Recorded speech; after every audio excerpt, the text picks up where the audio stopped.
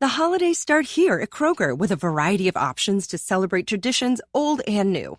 You could do a classic herb-roasted turkey or spice it up and make turkey tacos. Serve up a go-to shrimp cocktail or use Simple Truth wild-caught shrimp for your first Cajun risotto. Make creamy mac and cheese or a spinach artichoke fondue from our selection of Murray's cheese. No matter how you shop, Kroger has all the freshest ingredients to embrace all your holiday traditions. Kroger, fresh for everyone. Saturday. Christmas comes early. Unbelievable! Welcome to this incredible scene. Bills. To the end zone! Chargers. It's a touchdown! An exclusive NFL game. That's fantastic! Live in primetime. Wow! Only on Peacock. With a Christmas gift to their fans. They're having some fun now. Bills versus Chargers. Saturday, 7:30 Eastern. Exclusively on Peacock. Thanks for choosing this free Anfield Index podcast. If you'd prefer to listen to this or any of our other shows without adverts, then now's the time to check out Anfield Index Pro. With AI Pro, you can supercharge your entire listening experience. You'll not only get all of our podcasts without the ads, but you'll have them far faster with our Quick Publish feature available exclusively for subscribers. AI Pro also puts you in the heart of our sound studio, with an option to listen to many of our shows live and interact with the podcasters in real time as the shows are recording. Upgrading couldn't be easier. AI Pro is available on all popular podcast platforms, and we have our own apps for Apple and Android. Just head on over to AnfieldIndexPro.com and get started today. Hello and welcome to your post-match Raw on Anfield Index Pro. Podcasting to you from my field here in beautiful rural Ireland, I'm Trev Downey, and joining me to give their immediate reactions to Liverpool 0, Manchester United 0 in the Premier League from Anfield are Karl, Matchett and Jim Boardman. We haven't had a chance to talk at all. I'm late to the party, Karl, but I'm going to assume there's a level of frustration in all of us after what was an objectively frustrating afternoon. I don't think, personally, it's half as bad as an awful lot of people seem to be thinking. I think they might be getting led by the nose by the unbelievably negative portrayal of events by Carragher and Neville on Sky. A lot of people would have been following that thread, but it is a missed opportunity to stretch out a little bit of a lead, and it feels very much like we've left points behind us, I guess. Yeah, definitely so. I mean, first of all, it was at home. Any game we don't win is drop points. That's, simple fact of the matter of our home form and the requirements of the Premier League, top 2, top 3, whatever it is. But to be honest, I feel it was as disappointing, not for the same reasons that they're saying on the commentary and all the rest of it, but because basically we've come to expect a lot more from this team already. It's very, very early in this team's renewal and regeneration or whatever, but I expected a lot more than this. I expected a lot more intensity and pace to the game. I definitely expected a lot more movement than we got today. And even if the technical level is not really there, which it definitely wasn't today, there's still enough in this team to make things happen and win. And we didn't really do anywhere near enough, I don't think, of several key things which will undo this Man United team. And it's very, very frustrating then when you see whichever other team, basically, Wolves, a Brentford, a Brighton, whoever it is, doing them repeatedly to them. Even if your team's not in form and playing at their best and all the rest of it, we've still got loads more than United have. Like, they're going to somehow come out of this game with more credit than Liverpool because they didn't concede a goal and barely crossed the halfway line more than twice. So I am frustrated with the game. I'm not very happy with the performance level, but it's not for the same reasons as they're suggesting on telly. Yeah, and just to be clear, it's not adopting a contrarian position here, which I have seen somebody suggest, and fair play, I get what they're saying. I guess last year was a bag of shit and we beat them 7-0. I still would have belief. I think an awful lot of people have fallen into this thing of, it's gone now, type of thing. And I don't think anyone sensible who's listening to this show, certainly none of the contributors to it, were buying into the nonsense about we're going to absolutely hammer these. Nobody believed that. The closest thing to that was possibly someone like myself saying, well, if we play to the best of our ability, then we should have more than what they have, which is exactly the sentiment Karl's just expressed. And Jim, I suppose that's where the frustration comes from, because as Karl says, right or wrong, the results have led us to a point where we have begun to dream, and this team is the reason for it. And then there's this collective sort of falling off in terms of the quality of a lot of our new favourites and old favourites, and it is therefore frustrating, and people will start going to all the usual things. I suppose I'm hoping that we certainly will avoid it here with the level of sensible contribution from you two, but I'm hoping that we can possibly convince people to not go to the well of pessimism and start throwing all their toys out of the pram, because it isn't quite as bleak as all that. It's a frustrating result, but in the bigger picture of things, will it matter if we beat Arsenal? I don't think so.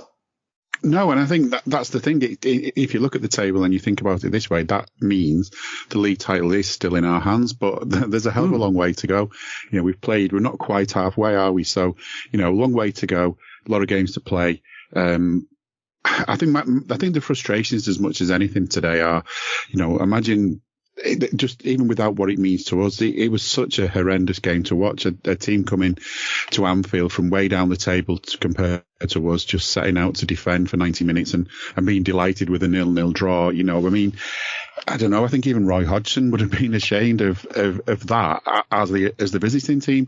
And that's another thing to sort of take into consideration. I was joking before we came on that if there's a Man United version of post-match Raw, you know, they'll probably be celebrating that. But if they're being honest with themselves, they should be absolutely fuming with that, because if that's what their club's come to, what does that say? And I think, you know, there's plenty for us to learn from that.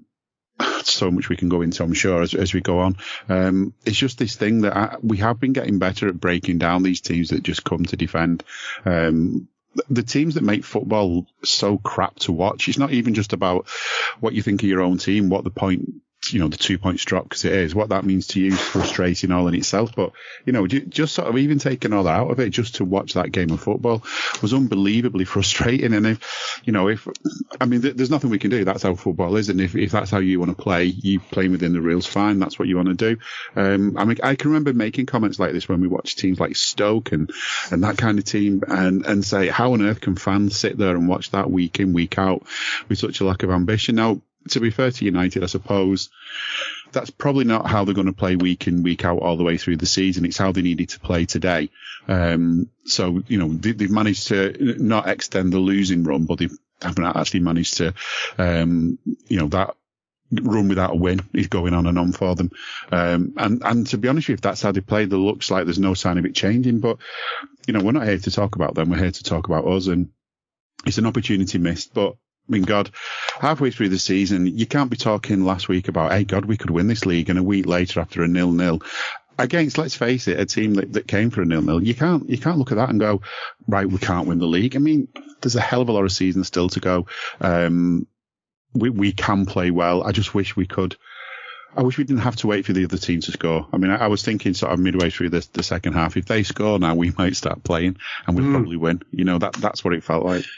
It did feel like there was a catalyst needed to give us that rocket. And that's not ideal. But again, it's a team that's learning to play together. When you have certain individuals who are off form or not being able to do their very best, it leaves you with diminishing opportunities. However, we have to try to give some sort of a factual response to the game and a realistic response to the game. And I understand everyone's disappointment. Nobody's more disappointed than me. I mean, I fucking hate this lot, like, with a passion.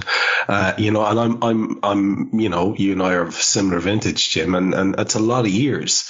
It's a lot of years to build up animosity. And, you know, so when I see some, you know, kid screeching at me about how awful we are and everything's gone to shit. I just don't have patience with that, because this isn't a Monday morning water cooler. Oh my God, I'm dreading going into work tomorrow sort of game. Is it? Not for us. It should be for them, not for us. Exactly, and this is the thing we're watching. And again, perspective. We're watching Sky creating a narrative around a wonderful, plucky 0-0 performance for Manchester United. And again, let's take the actual bullshit out of this. Let's talk about what was actually happening. If you want to know what the truth about football is and how the patterns of team are usually going, try listening to Jan Mulby on our show on a weekly basis. And he was talking a couple of weeks ago about how United were in a really good run. Yes, they went out of Europe. So fucking what? They went out of Europe, but they have been putting together a decent run of form in the league. They have all sorts of things going awry with the club.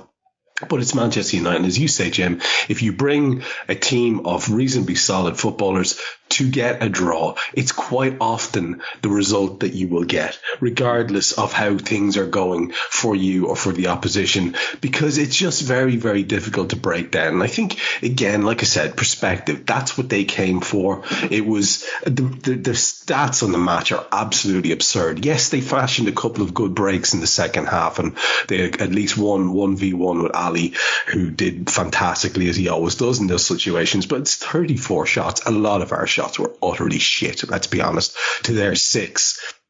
And again, most of their efforts are in the second half. The XG for Liverpool was 2.35 or something. We had 8 shots on target, and again, none of them really good enough. A couple of half decent headers, perhaps, and 70% odd of the ball.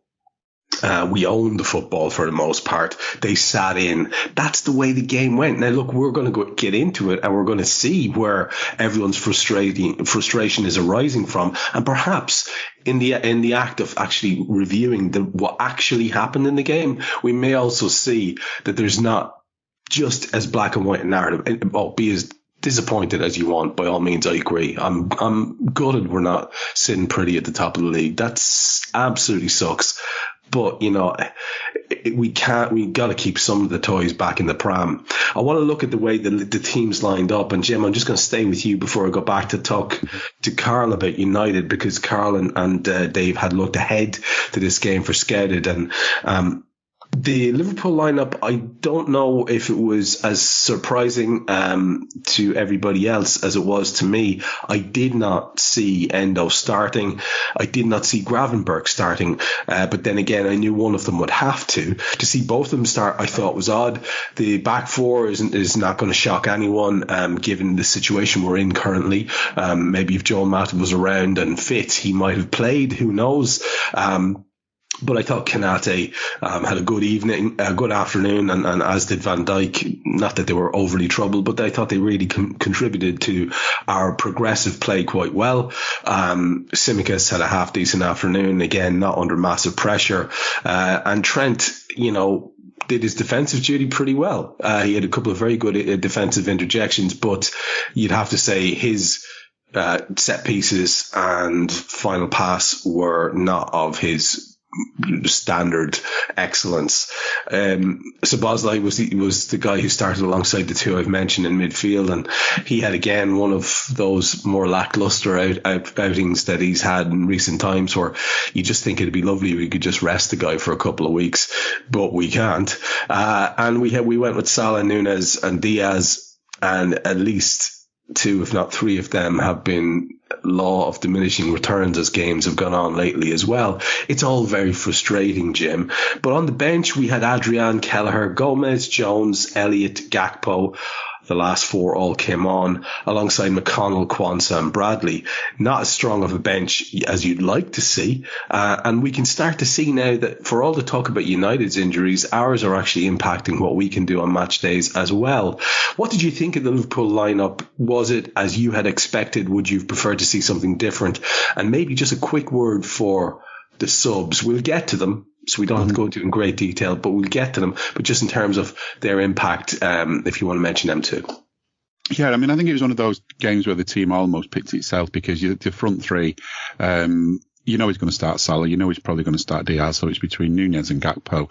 And before the game, I would have said, yeah, Nunez, I would give Nunez the nod against that wonderful Manchester United keeper, because I just think, on his day, he could really, really worry that keeper. Back four, again, same as yourself. I'm not sure who else you would have picked out the back four, given what we've got. But then it came to midfield, and the first thing I always look at, I always look at the team, but then I always quickly look at the bench and think, what have we got? Who have we left out? And we only had 4 players on that bench that I would say you would expect to come on. If you're winning 7-0 with 10 minutes to go, maybe some of the others would go on, but that wasn't going to be the case today. So we had 4 players on the bench we could bring on. We couldn't really, I was just not expecting us to use all 5 unless there was some horrendous injury late on, unexpected injury late on. So that straight away tells you you're limited. But even so, I don't know, maybe my heart's really in my head a little bit, but I don't understand why Curtis Jones was missing from this fixture, because he's been good this season until he had that suspension and sort of lost his place. And let's face it, he's not really got his place back since that suspension. To me, this game was perfect for him. It was just the right kind of game where he could make a difference. And to be fair, we'll come on to it later. I'm not sure I was proved right when he did come on. But I just think, getting him on from the off, and also I don't know, I think we're still looking for that mystery defensive midfielder, that number 6. Endo's got some good signs, but, how many games does he play well? How many games does he not play well? It's a bit, you can't really be sure which Endo you're going to get, and it's not always a great Endo.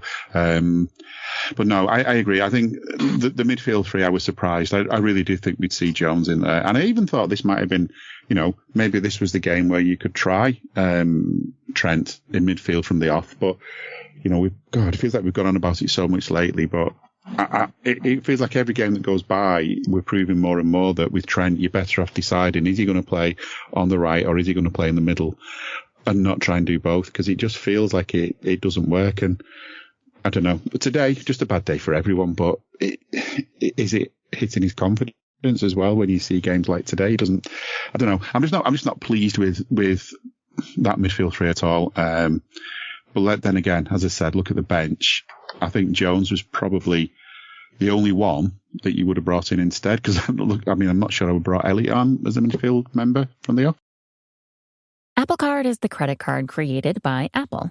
You earn 3% daily cash back up front when you use it to buy a new iPhone 15, AirPods, or any products at Apple.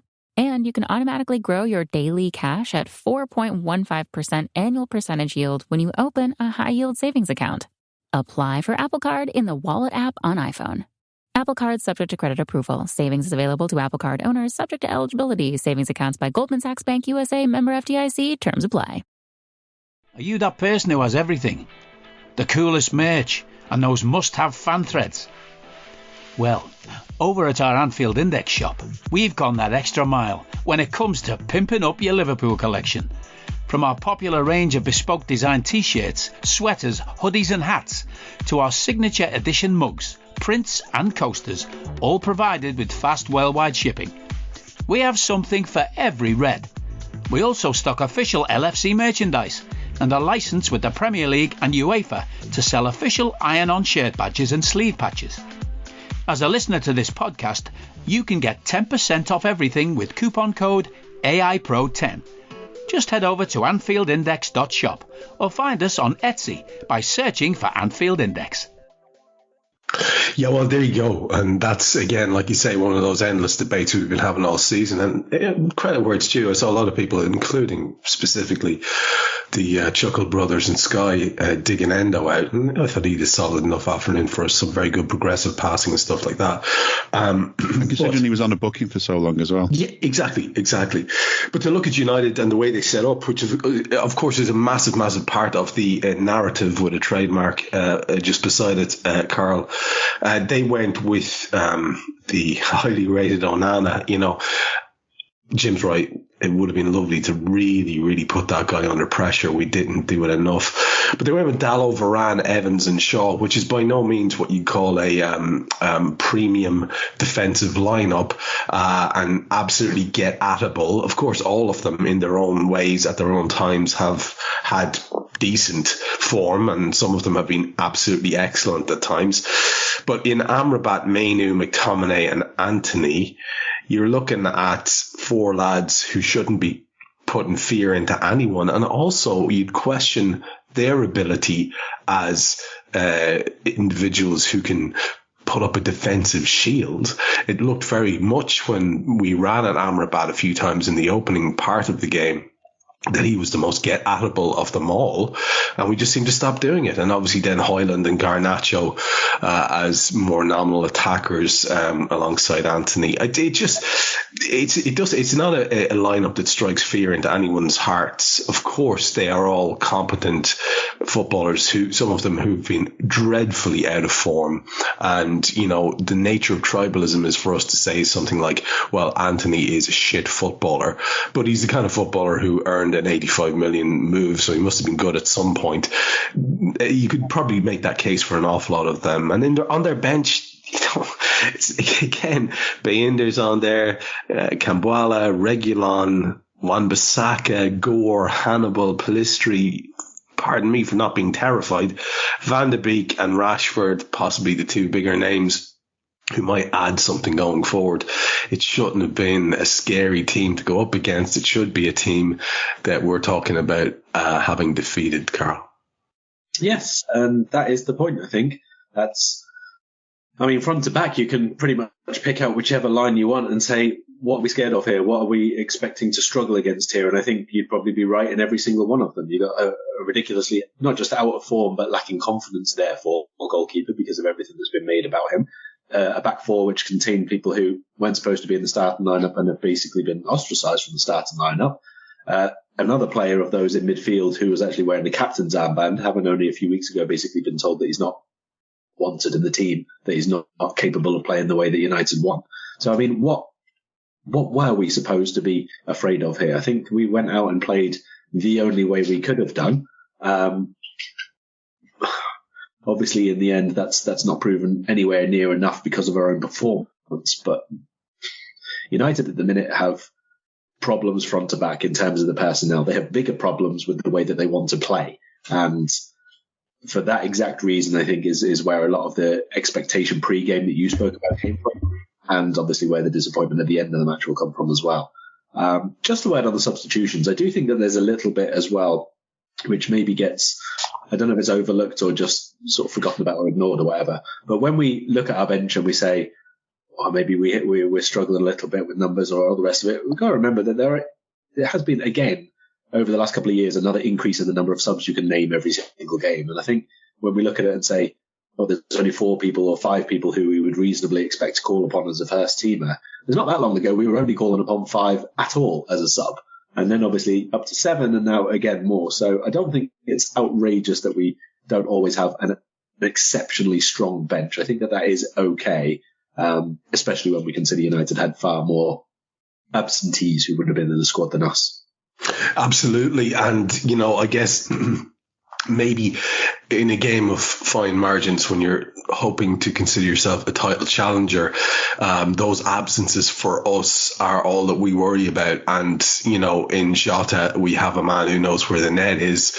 And Nunez is, let's be honest, hopelessly out of form. Diaz looks really hopelessly out of form as well. They're capable of moments. We're waiting for them to kick back in, but it's not really happening. And even Salah, obviously, we know is not at his brilliant best either. So, when you start to think about the fact that there are some players who can make a massive, massive difference to us. Andy Robertson going forward on that flank. As I said, Diogo Jota as a difference maker in a shit game like this.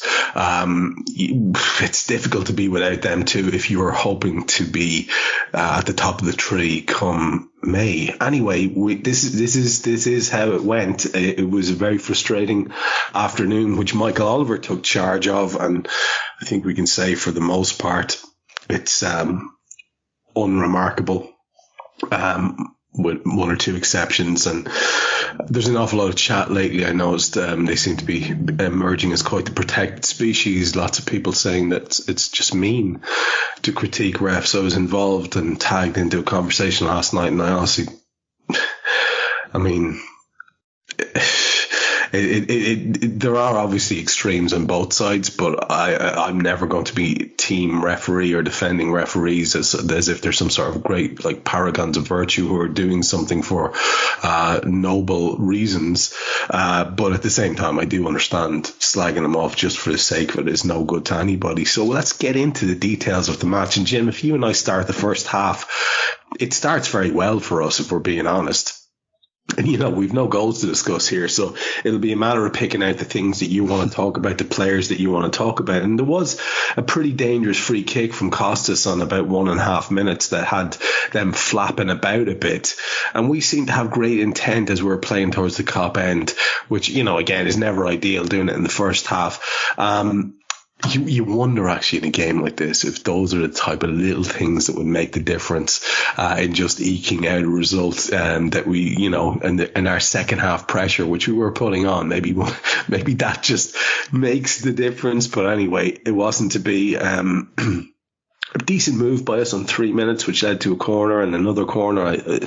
Unless I'm mistaken, we had absolutely big amount, double figures corners. I think it was like possibly 13 or something like that. It was a lot of corners that the Reds had, and 13, 12 corners. 12 corners, and not a lot of them were wonderful, but a couple of them ended up in chances. We'll get to those as we go along. And there is a chance for the Reds on 4 minutes. The ball from one of those corners eventually falls to Mo Salah. He tries a sort of a lofted half volley thing. He's standing on the left hand side of the box and he's aiming at the right hand post, and it sails kind of just wide. And then Garnacho has a bit of a wild shot after he cuts in on 10 minutes. It's actually an awful attempt, but at least it's something in the pro column for them, and they had registered nothing until then. Great break by us in 10 minutes, ended up with Dom Szoboszlai shooting from distance over the top. And one of the hobby horses for the pair of Chuckle brothers, the Sky Company men this afternoon, was about Liverpool's stupid shooting, and I don't like to agree with them at all, but there were a lot of shots taken on that it would have been better just to take another step or to play someone in. It was symptomatic, I think, of frustration as the game went on, but at this time in the game, 10 minutes in, you'd like to see perhaps a better execution of the shot, or maybe, like I say, helping it on to the next person. On 15 minutes, we have another opportunity. Trent cross was headed back across goal by Darwin, and Luis Diaz and Gravenberch kind of got in each other's way, and the ball breaks to Mo Salah, who kind of pokes it at the goal, and it goes out for yet another corner, and then another one. Neither of them lead to anything. Some solid pressure from us again leads to yet another corner in the 18th minute. I think from that one, I think that was the one where Virgil had like 3 attempts to feed the ball back into the danger area, into the mixer. Header, one was foot and another header, and none of them led to anything for us at all. And then I'm going to pause it here very soon. I have to say, I did note at this point, 20 minutes in, that Trent's passing and delivery was well off his usual standard.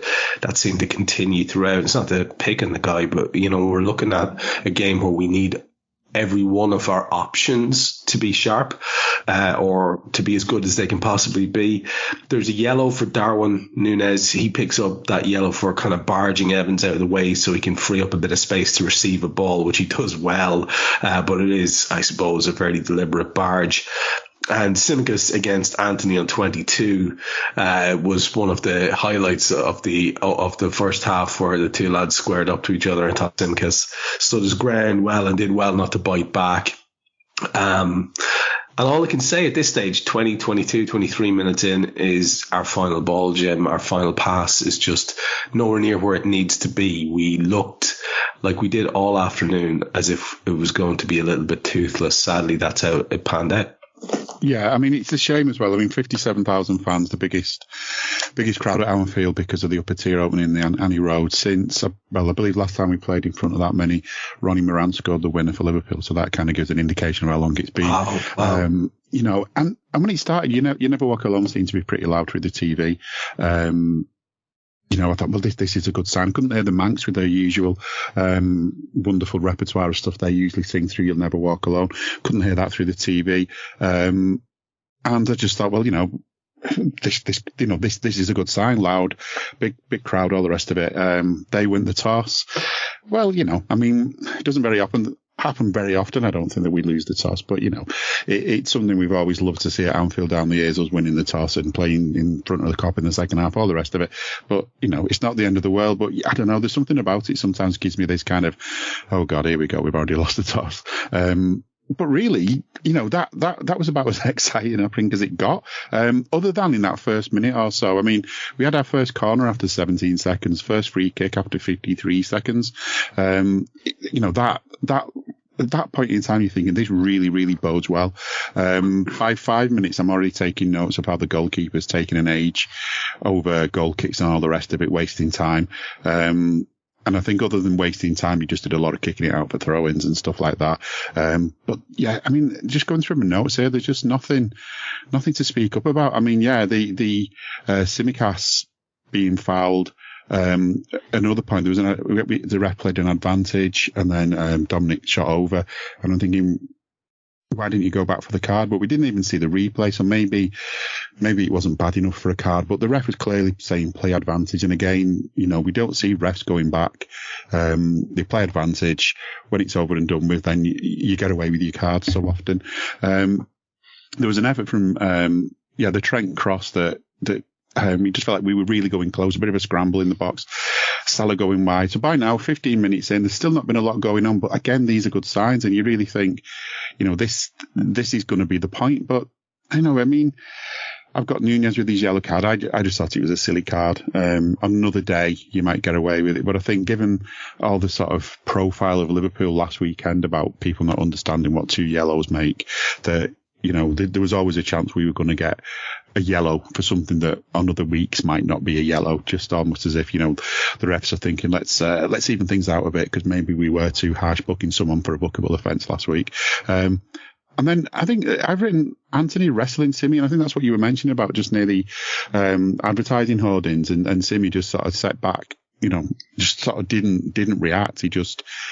I thought he was going to react, but he didn't. And it felt to me as though, why wasn't Anthony spoken to at least about it? It was just play on. But, at this point, if I'm writing stuff like this down, it shows what kind of a game we've had, that I'm just really trying to pick things. And I've written down on 23 minutes, neither side dangerous except for that little spell from Liverpool early on. And I think that could almost be the full-time match report. Neither side dangerous except Liverpool very early on. You know what? You're not far off, man, because it seems like we're going to go round in a circle of the same kind of sentiments. But let's see. Let's test the theory, Karl. You and I look at the second half of the first half, and to be fair, again, I'll leave it at this now, right? But the reason I mention it, in case people are wondering, because sometimes people just don't really seem to grasp things. It's really important to understand what media does in terms of narrative creation. You're a guy who writes for a living, and so you are steeped in an awareness of this. But sometimes when it's being forced down your throat, it does very much rankle with me, and it's just patently obvious with Sky. They just you understand why they're doing it. Simple. They're trying to drum up some interest. But if you were to listen throughout the entirety of this game, you would think that we were absolutely obnoxiously awful in terms of, every sense of the word in this performance. Whereas what was awful about our performance was our ability to score. Most of the rest of it was good in terms of build-up play and stuff like that, and we didn't really need to worry about being defensively strong. But to listen to them going on at this point, it was talking about United Liverpool fans were expecting a walkover, and they were building up this little narrative that they really leaned into throughout the rest of the match. They pick up a yellow card for Manu on 26 minutes. He's pretty wild in on Endo. They did get away, for all my talk about how Michael Oliver probably was unremarkable. He did he was a little bit preferential in his treatment of some of their tackles. I'd say that. Neville, of course, is saying that this tackle on Endo his foot was on the ground, and the replay shows one of his feet is miles in the air, and he's kind of out of control. And he's not the first guy to be lucky to pick up only a yellow. There's a chance in 27 minutes where Virgil's header is tipped over from a corner. It's a decent connection, but it's kind of central and easy enough for the keeper to tip over. Lots of talk by our pals about us being clumsy. They're delighted with, our final ball being appalling, and talking about how United would have bitten your hand off for the chance to be 0-0 at Liverpool half an hour in. And I think maybe we should stop and acknowledge, really, like I said, the last time I'm going to mention them, stop and acknowledge how pathetic that narrative really is, and what it says about the status of Manchester United at this stage of their current evolution. Trout was pretty sloppy, taking his eye off the ball there at one point, almost as if to give the truth to what they were saying. Gravenberch at this point, Karl, I wouldn't mind getting your take on him, because in the first half hour, I felt like he was hiding. He was tucked in field in positions where he could not receive the ball. And it was kind of very frustrating, because he's obviously a key member of our team. We need him to be showing for it. They pick up another yellow for Amrabat, this time holding Luis Diaz back. Gravenberch has a volley deflected wide after I was maligning him. That goes for a corner, which Ebu heads over the top. Again, lots of chat about the quietness of Anfield. I mentioned it because Jim brought it up earlier on. Onana was absolutely appalling with his distribution. 2 really shit clearances in a row, and yet, again, it was only talk about Liverpool's passing that I could hear. On 41 minutes, we do have an effort. It's Mo. It's a tame cross shot after a very good move involving Endo, who did very well in it, and Gravenberch. And again, we finish out with talk about the worst atmosphere for a Liverpool-Manchester United game, and Endo picking up a yellow for a so-called high foot, despite the fact that Amrabat is stooping down to head the ball. Wow, we're really struggling for important things to talk about, but I'm sure you're going to pick out 1 or 2 things to do with specific individuals. I'm not sure I am. I think you've placed a lot of faith in me there. Look, I think first of all, of the might as well do a little bit of the commentary thing. I kind of get what they were saying, but it was wrong still, right? Because it kept going on about, Man United to be the happier team and all that, and I'm thinking, well, are they really? Like, all they've literally done is basically chase shadows, sort of failed to cross the halfway line more than like twice, and I think I checked. Half an hour in, dead on half an hour, Højlund up front had 4 touches of the ball, and I was like, this fits what I've been watching, really. I actually did double check then. Nunez had only had 5, so I mean, you can see that despite the fact that I think at that point we'd had something like 67% possession, we weren't really having the connect that we wanted to in the final third. We weren't really making the off the ball movement that we wanted to. There was no way United were happier other than it was 0-0. And we hadn't made the breakthrough, because they weren't trying to make a breakthrough. That's the only reason they could possibly be happy at that point.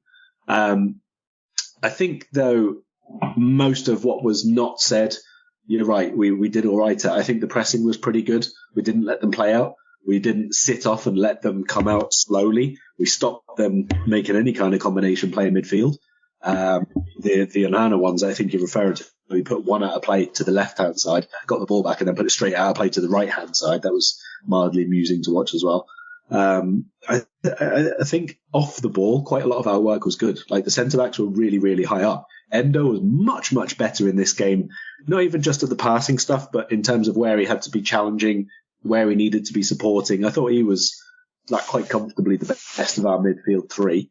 And that probably brings us to Gravenberch, who you've just asked me about. I was surprised he started this game. I thought Curtis Jones for the left-hand side was pretty much a certainty, not because of necessarily any attacking stuff, because obviously he's been out injured and not had a really good run recently, but he just brings us that control. He brings us that ability to recycle and play again and make sure that we win it back and not let anything other than lockdown on that side of the midfield. So I was really surprised he didn't start. And Gravenberch at the minute, he can be very, very good for like 2 or 3 minutes at a time, and then be completely missing in action for about 20 minutes, and the game will just pass him by. Like, it's not like he's not able to, but he picks up positions where we don't actually do those build-up play through those areas of the pitch at the minute, or he goes into someone else's. Like Diaz is slightly wider, so he goes into that sort of almost left-sided centre-forward space, but that's where Diaz is going to nip inside to when he tries to cut in, not pass inside to. So I think there's still quite a bit for him to learn there in terms of our off-the-ball stuff. But Liverpool as a whole, off the ball, I thought was all right. When we were winning the ball back, really, really quick. United had a couple of openings from counter-attacks. Yeah, fine. That's going to happen if you do nothing other than defend all game and then just try to run forward. You know, we can't stop literally every single time the ball crosses the halfway line, but we didn't let them create anything just as a result of good play or failing to get ourselves in the game or nothing like that at all. So I had no problem with the way we approached the game overall. I thought we were generally pretty good. And yeah, any suggestion that they were the happier, I think, is misguided at best and just silly at worst, to be honest. There's a reason Bowling Green State University is ranked #1 in Ohio for student experience. Our in-demand degrees and life design program prepare students for their first career and their next. With an unparalleled support system at a national research university, BGSU offers an unrivaled experience, all on a vibrant campus in one of America's best college towns. It's also why Bowling Green State University is the #1 school in the Midwest that students would choose again for the 4th year in a row. Hello, I'm here to annoy you. I'm here to annoy you into listening to more of me and more of others on EPL Index. We don't just have the Anfield Index stuff. We've got EPL Index as well, which covers the entirety of the Premier League. And we have 3 podcasts and a whole bunch of really good writing on EPLindex.com. The podcasts are my own Two-Footed podcast, which is every day at 4 p.m, Monday through Friday, covering the whole league. We have A Tad Predictable, hosted by Tadiwa. You know Tadiwa, he does Anfield Index. He presents A Tad Predictable before every Premier League match week. And then Kevin DeVries and his crew on the EPL Roundtable, they're every week after the Premier League match week. So make sure you listen to everything we're doing on EPL Index and follow us there on Twitter at EPL Index. Thank you. Bye-bye. Yeah, there's a silliness to it. I think you're right. I think there's a silliness to the narrative trademark that was going along all the way through it. We should know better at this stage than to expect anything better from that lot. They are a shocking organisation, but nonetheless, we are stuck with them for a lot of the time, most of us. So you'll forgive us if you're listening in the States or in Australia or wherever where you've access to different people. Our second half, Jim, we'll break this down again. We'll try and focus our attention on different people here. But it feels like it would be really cruel to say anything too negative about any of the defenders or the goalkeeper who you couldn't, because when he was called on, he was bloody wonderful in this second half when he was needed, which is why he's the best in the world. But, it's easy enough, I think, for us to dig out our attackers, and we probably should. And it's easy enough for us to dig out some of our midfielders for some of their decision making, and we probably should. But I just like to double down on what I heard from Karl there, and I just want to say that I thought Endo did very, very well. I see Cam in the chat has mentioned it as well, that he thought he was the best of the midfielders, and it wasn't even very close. He was very, very competent. I said I wouldn't say it again, but I have to, because this is where the stupidity gets taken hold of. And some of our own fans listen to idiots like Gary Neville and his sidekick Jamie Carragher, who agreed when Neville said that Endo in the second half was struggling in this position. And it's bullshit. He has had games where he struggled in this position. This wasn't one of them because United did nothing to make him struggle. He was front foot. He was good, and a very solid outing. And anything else, it's actually just wank talk, to be perfectly honest with you. Let's get into the details of the second half, Jim. 46 minutes, there was a flowing move from us, and we came out with our tails up, and Trent hits the side rigging, much as Joe Gomez does later on. 50 minutes, Mo is this time on the end of a very good move, the ball gets the ball into Darwin in a central area, but the keeper's out at his feet to smother it. Great opportunity for Luis Diaz to run on goal on about 53 minutes, and he kind of cuts in and makes a balls of it. And again, we remember the Luis Diaz who was scaring the shit out of opposition defenders, and we were so electrified by him when he arrived first with his running strength and power and control. And we just want to see that guy again. And if you're going to cut excuses for anyone for perhaps not being mentally where they should be, it'd be that guy. But I don't know, do they really hold up in the bigger scheme of things when it comes to form at this point? So yeah, that was disappointing. Darwin Nunez, I'll mention him now because we may run out of opportunities to mention him. We need so much more from that kid, and it is starting to get very frustrating to watch. He's beloved, and quite rightly so, by myself, probably as much, if not more than anyone. But there's not enough happening there, and on afternoons like this one, he's giving people opportunities to say the cliched things about him. I've heard everything. I've seen everything on my timeline today, from brainless to waste of money to not a finisher, etc., etc. And we all know that he's like just a hair's breadth from giving the lie to all that bullshit. But it's not happening at the moment. There was a Manc break actually on 54 minutes. I think it's their first opportunity. Garnacho was nearly in. A simple pass sort of opened us up, and Trent, to be fair to the kid, does really well to stay with him and get a touch in, which goes back towards Ali, and Ali can stop it. Gravenberch was then hurt at that point, and it's 59, 60 minutes, and we bring on Cody and Joe Gomez for Gravenberch and Dom Szoboszlai, and it's an obvious enough change that we're going to make, with Trent moving into the middle and Joe going right back. 63 minutes, there is a Mo effort after Trent played Joe Gomez, who just arrived on the pitch, in on the right hand side, and he cuts it back for Mo, but his effort is, kind of typical of our efforts today. There's talk about the real success, I swear, an actual quote, for United to get to 63 minutes with a zero beside Liverpool's name.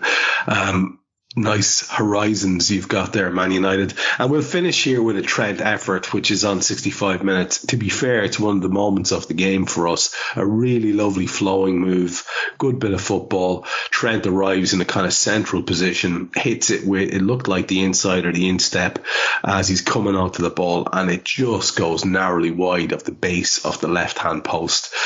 And, we have more than enough. And I was convinced, Jim, that it would be one of those afternoons where, we'll be talking on Raw about how our form is not where we wanted to be, but we'll get that goal because we've been getting that fucking goal. It just didn't happen today, and certainly didn't happen in the first half of the second half. No, I mean, as far as Darwin's concerned, I've noticed, and I wondered, is the director just focusing on him, or is it him that's been offside every time we've had an offside today? Because I'm not sure. Maybe it was him, maybe it wasn't. But you feel like when you're talking about narratives, the focus on Nunez is massive. And I think, as we said earlier on in the show, Salah didn't have a good game, but I think Salah is definitely the best of our front men. And his not a good game is obviously going to be better than other players' not a good game. But if the same kind of focus went on Salah, I think, there'd be so much being said. But, there's definitely an agenda against Nunez, which, let's face it, if you're his boss, you say to him, listen, prove them wrong. And you say, okay, well, next time prove them wrong. Okay, well, next time prove them wrong. Because at the minute, he's taking a lot of time to prove them wrong. But how long this is the difficulty for Klopp, is when does he say, right, I've given you enough chances now. It's not like we're blessed with loads of options. If Nunez doesn't start a game, he's going to probably be coming on as a sub later on. There's not enough players to say we're just going to give him a week off. I hate using the word dropped in the modern game because, again, when agendas are flying around, if a player misses the starting line at 1 week, it's because he's been dropped, isn't it? Not because he's just played 11 games in a row and he's knackered and he needs a bit of a rest and he comes on for the last half an hour anyway. No, he's been dropped. But I don't think, and again, I get what Karl says as well about the number of subs you're able to use now. It's way more than it has been for years. But we just don't have, and considering we had a week off for most of our lads, we just don't have that sort of option at the moment to kind of drop players. And, do we keep persevering with Dom, or do we say, right, you're not playing well enough, or you're gonna miss a week? Are we gonna? I think Ryan Gravenberch, I mean, come on, let's stop persevering for a little bit, give him a little bit of a rest, because he's clearly, there's no sort of improvement each week. You're not seeing little signs of something that's an improvement. Give him a rest, especially with Curtis around. But sooner or later, you've got to make this decision and say, look, these aren't doing what I need them to do. Liverpool could basically have another 22 players and probably still not be sure which ones to get rid of from today's game. They were just, I don't think any of them kind of deserve to play again next week, gets their tally. If we've got other players on the bench who are decent, that's how bad I think we were today. Yet I'm falling into that same trap, aren't I? I'm falling into that same trap that we're getting from Neville and from Carragher, which when I say they were bad today, I'm thinking totally from the point of wanting 3 points. I desperately wanted 3 points today. God, if we'd have lost today, I would have understood some of this. We need to win games. These draws all add up at the end of the season. But I'm kind of going on again about the panic. They look at the league table. Okay, we've got the most draws, maybe at the top 8, I think. But we've also got the most points apart from one team out of the whole table.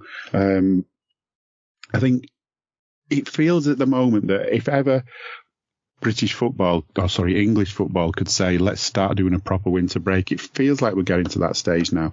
To be a week off and still play at that level. But I mean, it's true. Anytime they did look threatening, and I think they looked threatening more as the game went on, as in they had odd moments of actually looking a bit adventurous with a counter-attack, I just felt we had everything for them. And there was that moment with Trent, I'm not sure where that was in the game, wonderful little tackle that Neville and completely didn't notice. And I think the commentator on Sky had to kind of tell him that was a brilliant bit of work from Trent, just to stop almost a certain goal because of the way the play was through. But this commentator's good, but the team that's with him must be frustrating for him. A little bit like we feel. But overall, I'm just thinking, as we're going through this half, there's no major changes in terms of what we're doing and what we're playing. I think bringing the subs on, we kind of moved Trent into the middle, which is better. We had Gomez out wide, which means we had more width. But they adapted to that, and I'm sure they had five at the back at one point because of that. We didn't then say, right, okay, let's twist again. It felt like anytime we had something for them to, and this is all in terms of breaking them down, I don't think I really worried much in that game about us conceding, apart from the moments with Ali. Whenever we were sort of trying to break them down, it just seemed like we tried another thing and we tried it for ages. Instead of going, right, they've adapted, let's try this one. We don't have enough tricks up our sleeves for these teams. And, in this modern day and age with technology like it is, it's not like we need to send someone scurrying back to the AXA training centres to pull some files off a shelf somewhere about how we used to play against teams from down below. Let's get looking on the iPad and see some ideas about what we've done against teams like this, because I'm still shocked at how much Manchester United set out today to play the way they did. And my disappointment is that I think under Klopp, we've learned how to deal with those teams. We never could under Rodgers. Under Klopp, we've learned how to deal with those teams. And I just don't understand why today we just seem bereft of ideas. And that's all I'm talking about is for scoring the goals. The rest of it was fine because there was no threat for the rest of it. You know what? It's lovely to hear you use that phrase because it was one of those pivotal moments of my supporter life was listening to actually at a urinal listening to a local book tell me that in a fine, broad Navan accent, "Yous are no threat," and that was hard to listen to at the time, and to have to quietly nod along to, because it was bloody true, because it was another one of those games where that Uruguayan lad bundled a goal in for them, and it was frustrating afternoon for us. We were in our dark period, but to be fair, you're right. I think most of the stuff that we would want to do as a team was good, but what happened today was, again, I touched on this at the start, was that at the sharp end, the lads that we need to do this one little bit of magnificence, your Szoboszlai, your Trent, your Mo, your Darwin, just weren't at it. Luis Diaz, you pick a name, any name that you might normally associate with that touch of class that we've seen from them endlessly, just weren't able to pull that out. And I think sometimes I think on an afternoon like that, to walk away with the point, you just go, well, fucking hell. I mean, we could have been there all afternoon and not scored. And I don't know if it ever felt quite like that. I still had hope as the game went on. And let's talk about how the game went on, Karl, you and I, and see this game out. And Jim, I'll be back to you then for your wrap-up thoughts. If you want to start putting them in some sort of format for yourself there. And we'll finish the show then with Karl's. But to take it from the point we left off, we have to be fair and say that on 66 minutes they do have that decent opportunity where it's a kind of a double save from Hoyland by Ali. He finds himself in on the goalkeeper, and it's a really, really bit of competent keeping from our man, and that's why we love him so much. I thought Van Dijk versus McTominay on 69 minutes was absolutely fantastic, as they were sort of looking as if they were having a half-decent spell. It certainly sounded like it to listen to the wittering going on in my ears via my television. On 69 minutes, Mo has a run and a curling effort that had Onana at full stretch to save it, and we're thinking, okay. Rashford comes on for Garnacho. They're very excited about that because Marcus Rashford's going to do the thing that they want him to do. On 75, Darwin plays a 1-2 with Mo Salah. There's a Luis Diaz shot which gets smothered. Darwin, as Diaz goes down, Darwin stops, convinced, pointing at the interaction between Darwin and the defender. It seems like he's looking for a penalty. The ball is sort of dribbling towards the end line. Jamie Carragher's in absolute raptures of horror and ecstasy mixed together because, Sky Company man, about how he shouldn't just stop. And it is frustrating to see him stop. He should follow. He could possibly have gotten to the ball before the dead ball line and kept it in play. Actually, you know what, Karl, I'm going to stop there before we push on through with the rest of the second half, because I do want to get your take on that moment. It was a lot of controversy about, was that maybe the moment that sums up Nunez's contribution completely, because he was quite in his own head, it felt, this afternoon. Arguably the moment that summed up the match, to be perfectly honest, because it was one decent bit of sort of combination play, which we hadn't really seen too much of, but it was, even that was like slightly on the stretch and slightly never quite under control, and then it kind of bubbled the way of somebody else, so it wasn't really those two who were involved in the move having the shot in the end, and then the shot was wasteful as well. Like we did have shots today, not loads of good chances, and certainly we can ignore the XG today, because although that can sometimes tell you a good thing, today, what did you say it was earlier, 2.4 or something like that? That's simply accumulation, nothing else. There's no big massive chances really that we had other than accumulation, which has got us past the 2 goals mark. But we did have some opportunities, and the finishing was really wayward. And if I'm being brutally honest, Diaz should score here. Like, he should score. He's whacked it basically straight ahead of himself, and that's fine because it's at speed and all the rest of it, but he's being closed down, the goalkeeper's coming out. A fully firing and locked in Diaz probably dummies the shot, cuts it back, and everybody crashes into each other, and he rolls it into the side of the net, into the side corner of the net. So it's probably the best opportunity that we had overall. I don't think Nunez would have got it anyway, to be honest, even if he carried on running, because it does deflect away at a bit of a pace, and there's like a good 5 yards between him and the ball when it sort of bounces the first time. So I don't think he would have got it anyway. Yeah, ideally you want him to be just put the ball in and worry about a penalty later on, or at least go for the ball. But I do think he was probably too far away from it. Tired of ads interrupting your favorite show? Good news. Ad-free listening on Amazon Music is included with your Prime membership. Download the Amazon Music app or visit amazon.com/ad-free sports. That's amazon.com/ad-free sports to catch up on the latest episodes without the ads. Enjoy thousands of Acast shows ad-free for Prime members. Some shows may have ads. I don't need a VPN. I've got nothing to hide. This is what I used to tell myself before I hooked up with LibertyShield.com. Not only is my home internet now fully encrypted, but I can now access all the websites I want, whenever I want, and do so from absolutely anywhere. As a Liverpool fan, I love to know I can now watch every match, regardless of whether it's on UK TV or not. My Liberty Shield VPN makes sure nothing is blocked and guarantees me super fast streaming speed throughout that match. You can get connected right now with their software package, which includes a 48-hour no-obligation free trial and instant access to their apps for Apple, Android, Fire TV, PC, Mac and Android TV.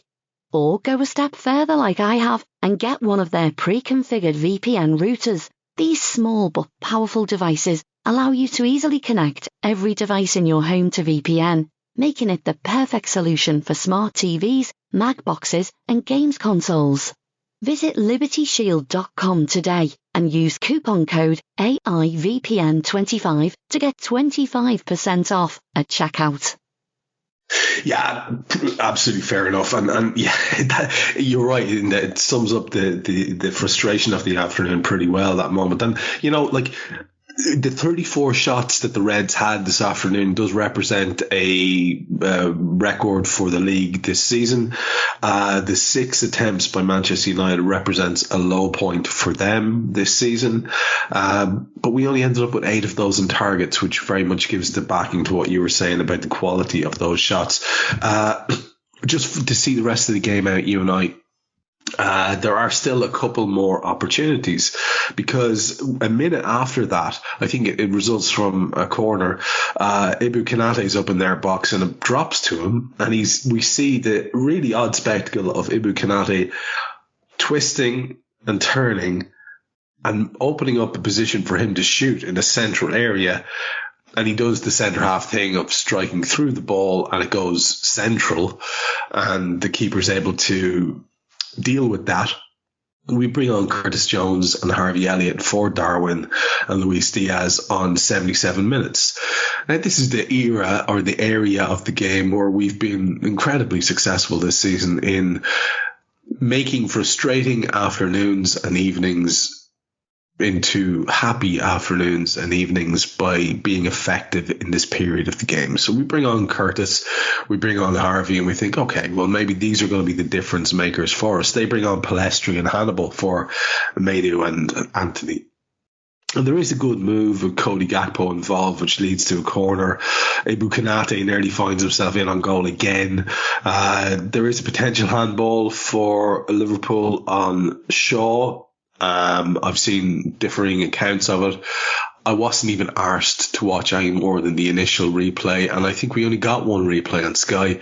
They said it hopped off the body and onto his arm, so therefore there was nothing he could do about it. I've heard a contrasting claim from Cy Brundish where he said it was the other way around. At the time, I just thought, well, we're not getting this, and true enough, VAR did not give it in our favour. On 85 minutes, it was a great move from us where Joe Gomez finds himself bearing down on goal from the right-hand side and blams it into the side rigging. Probably you'd like to see them at least make it into a cross shot, which might have kept it alive. 87 minutes, Shaw on Ibu picks up a yellow to stop his break, and it's again high feet, and it's again another one that could easily have been a red on a different afternoon, but to listen to the commentary team, there's nothing in that. I just at this point I've written down that the most disappointing in terms of the output to ability ratio was for me on the afternoon Trent, because we've begun to rely on him. And while he was playing right back at world-class level, he was our most creative outlet. And now that we've got these midfielders who can do a little bit more than our previous midfielders creatively, that took the pressure off a little bit, but we really need him on afternoons like this to do it. And when he's a midfielder, he definitely needs to do it. But I just thought he had a very bad afternoon, did Trent. 5 minutes were added. Rashford got a yellow, should again possibly a red. It should have been possibly a red on Tsimikas, a horrible tackle. On 91, Cody Gakpo headed over the resulting free kick from Trent. There was a dangerous ball into the box from them soon after that, which, you know, could have been a horrific way to end the game. And maybe that's where we might focus a bit of our attention. Again, Alisson does well, gets a foot to it. Dalot sent off for some stupid double descent thing. And on 95 minutes, you said earlier on you thought you had the moment that summed up the game. For me, the moment that summed up the game was on 95 minutes, where it's our last attempt to attack and Trent just plays the most obnoxiously shit pass into the area and away on 95 minutes, just to sum up an afternoon of wasted potential. Anything you'd like to pick out from that specifically? And bear in mind, you will have a chance to sum up again in a minute after I talk to Jim. I mean, I think Trent's delivery into the area was pretty poor all day. There were so many overhit ones. I can't even remember if we mentioned it earlier on. You probably did as you were going through the chances, but you know, his one on the run, which he put just past the post low to the left, was really the only time we set up at what I'd term a clear shooting chance. All the rest is like stupid shots into blocked areas and trying to rush things from silly angles and that kind of thing. That was really the only open shooting chance, I think, other than Diaz's. That kind of nothing much else other than 5 minutes before all this started. I kind of just thought, it's not happening today. Just like I was with you for quite a long time. We've taken the points at this stage of the game so many times. You think it's going to happen again, but I absolutely didn't think that was going to. In the, you know, when the board gets held up in 5 minutes, and you think, oh, big push. No, we had nothing. It was very, very disappointing from that respect.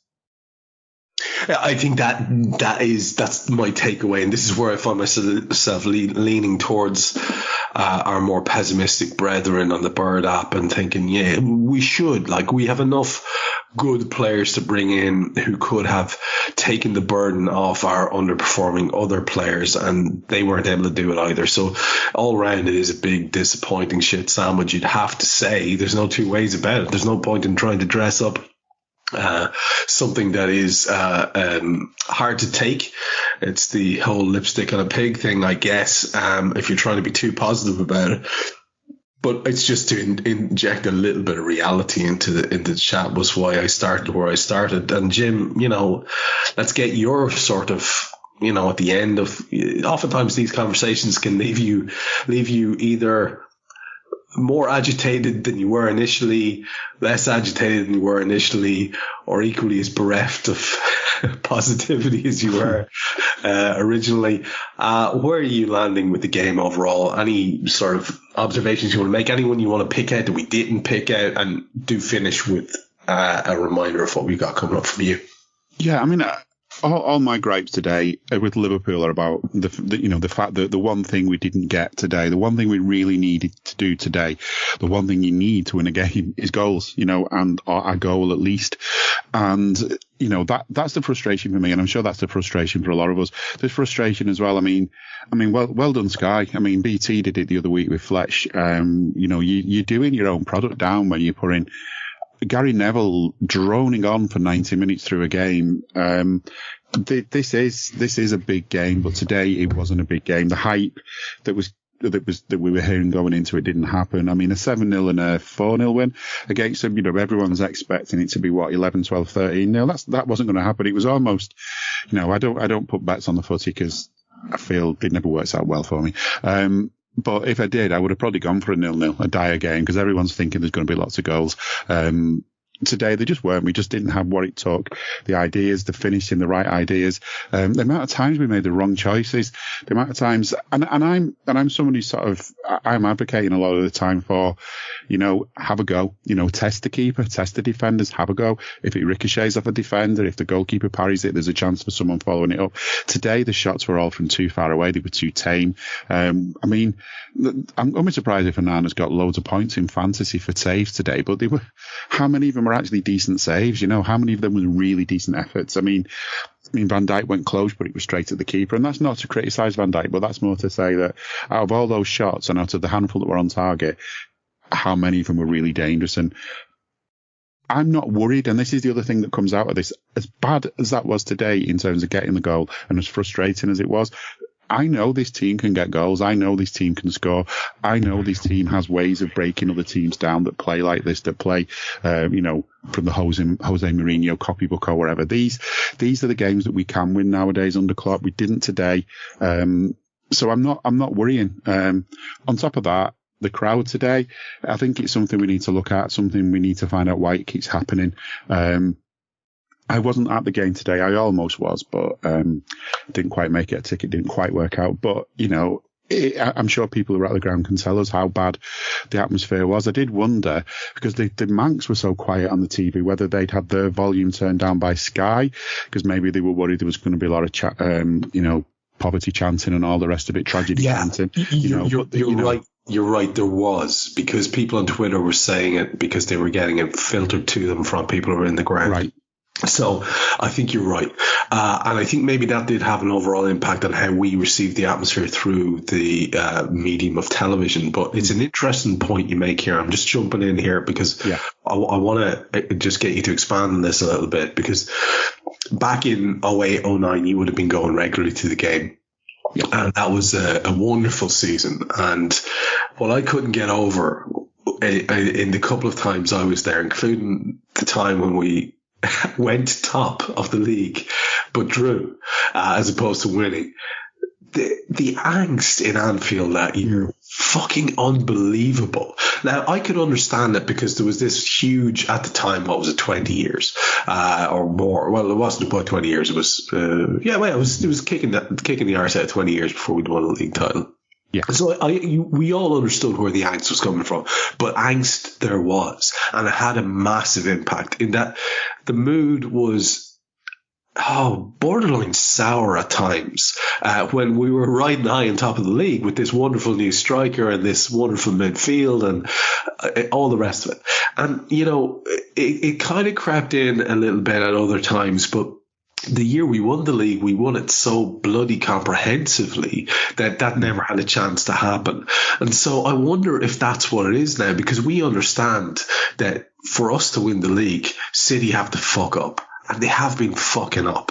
And as a result, then we need to take advantage. And today we have not done that. And I wonder is it completely understandable angst and tension?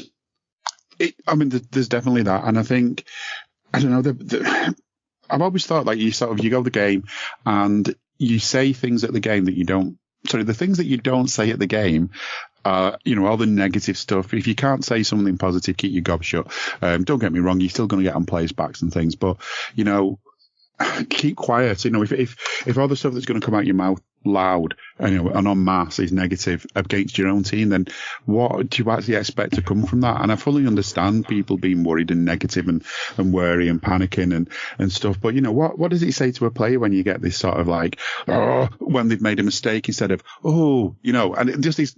There's quite nuanced little differences in my little groaning noises there, but the sort of the encouraging, oh my God, I can't believe that went wide, and the sort of negative, like, leave this club immediately version of, oh my God, I can't believe you missed that. There are only subtle differences, but get behind the team. But I wonder whether today, again, volume might have been a thing, but are too many people sort of practicing that idea? If you've got nothing positive to say, don't say anything, because it's just so quiet. And the thing about the crowd, it's not just about singing the songs. And the cops sing all the way through the game, but depending on where you are in the ground, you can't always hear them because the Klopp is basically the smallest stand now, and they're right at the back under the roof.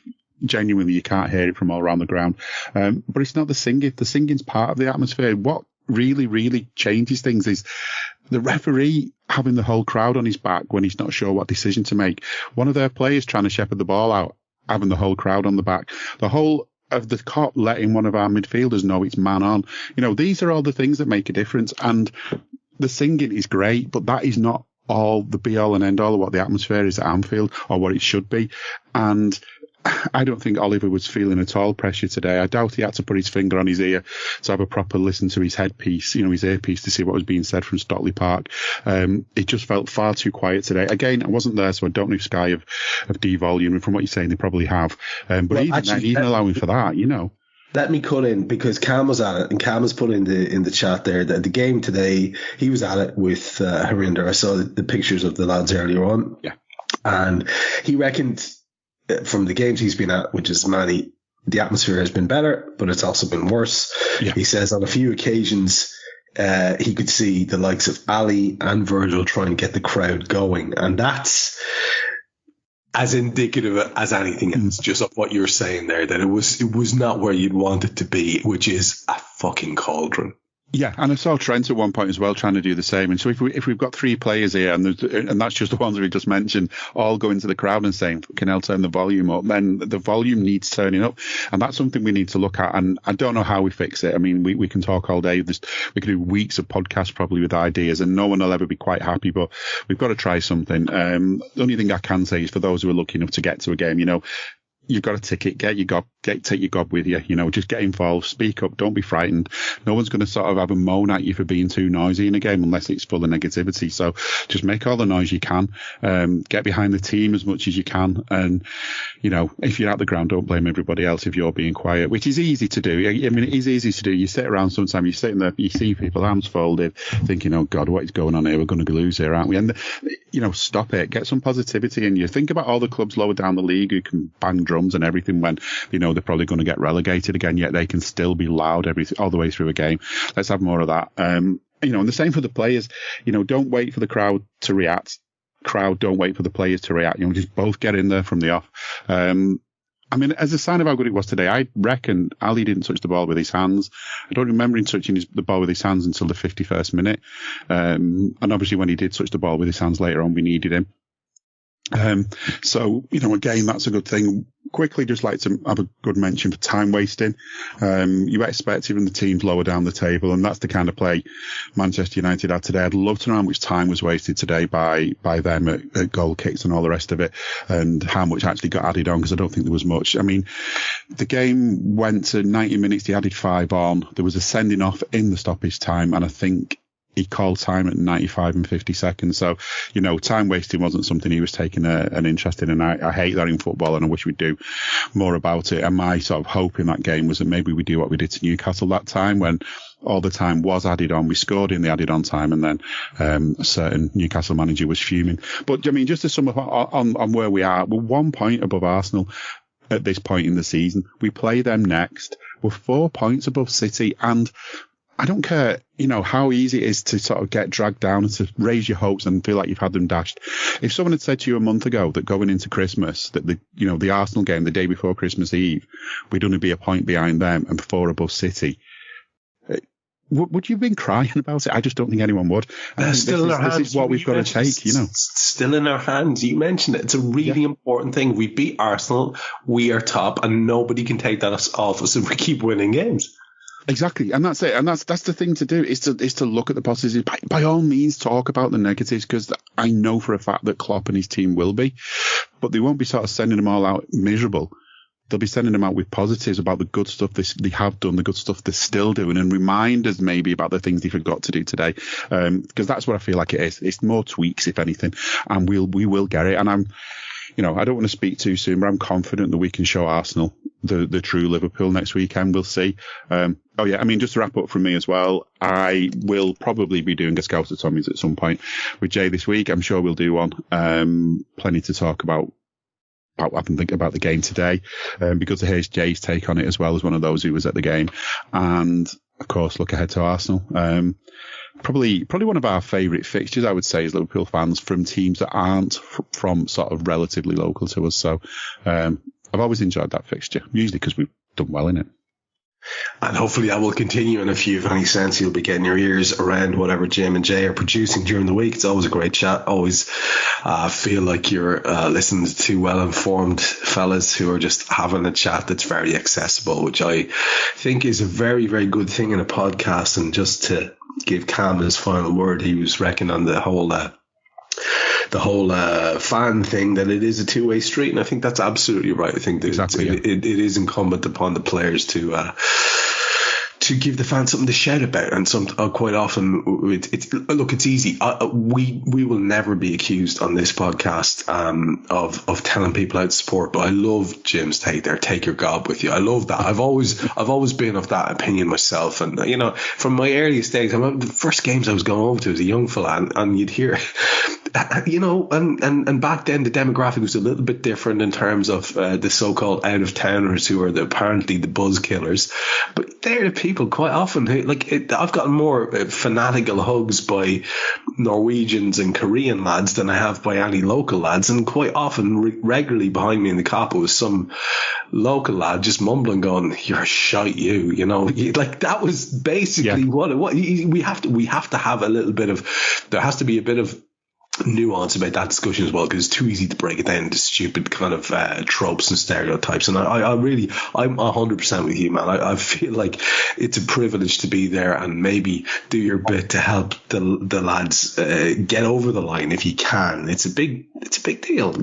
Karl, let's get your final thoughts to finish the show here. I mean, we've talked, myself and Jim there, about what happened towards the end of that second half, and I'd love to say that there was loads of incidents you'd like to jump in on, but there probably wasn't. Maybe there was one or two players you'd like to highlight, however, that we haven't given enough attention to, or a general thought or two that we haven't put enough stress on. So take it away, my friend. Yeah, maybe just one of the two of the players. Kostas Tsimikas, we haven't really mentioned too much, but I thought he was good for what he was able to do today. Like you mentioned before, Andy Robertson in top form, you are going to miss him if he's not available for you, but I thought Tsimikas, in terms of being available, I mean, not just literally for the game, but in what he offered himself to his teammates, was really good. He made so many overlaps down that left-hand side today, even after he was involved in the move. And in the first half especially, he must have had 3 really good opportunities on the outside and was completely ignored by, I think, Salah once, Diaz once, I'm not really sure, maybe Gravenberch was the other one, who didn't play him in basically when he would have obviously been able to slide low one across the 6-yard box, whatever. We mentioned him for the Anthony moment. Defensively, I think he was all right, perfectly good. One of those who was winning the ball high upfield and also able to get back and do what he needed to one-on-one. So all things considered, I think he played well. I think worth highlighting that Van Dijk again was pretty much flawless. I don't remember anything that he missed out on, basically. And that is obviously a big, big thing for Liverpool, to have him playing as well as he can do, as often as he can do. Whenever that happens, we have more chance of, at the very least, not losing. I think he's done a good run of form recently, and that's going to be very, very much key to us staying in and around the positions that we are right now.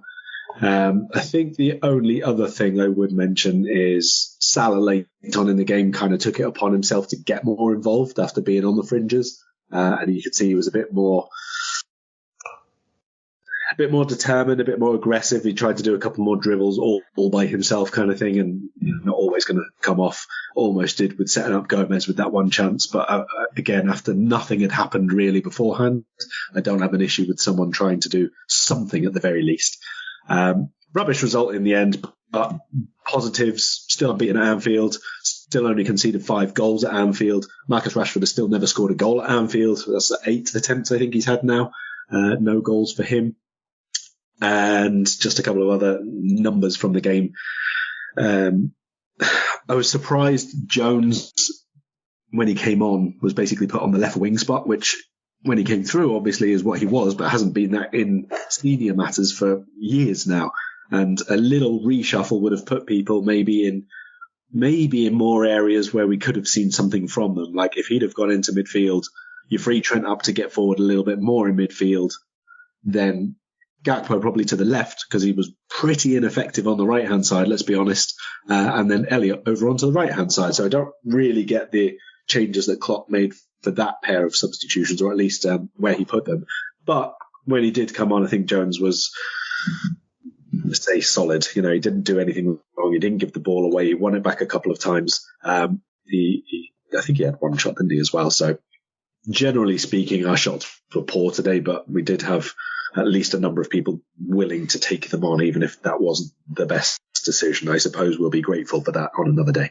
100%. And in terms of the inevitable bulk of content that's going to be coming up from you with a game midweek and the massive Arsenal game coming up, which, you know, to harken back to what Jim said right at the start, is should we win that, we are still in a position where you would never think it to read what's going on here, that we can actually then be back in a situation where the title's in our hands. You're going to have a lot of stuff surely coming up in terms of articles and podcasts. Yeah, we'll definitely have a midweek scouted ahead of the West Ham game. It might not be entirely on West Ham because it's obviously League Cup, but we will definitely talk about that because it's relevant to what comes after that.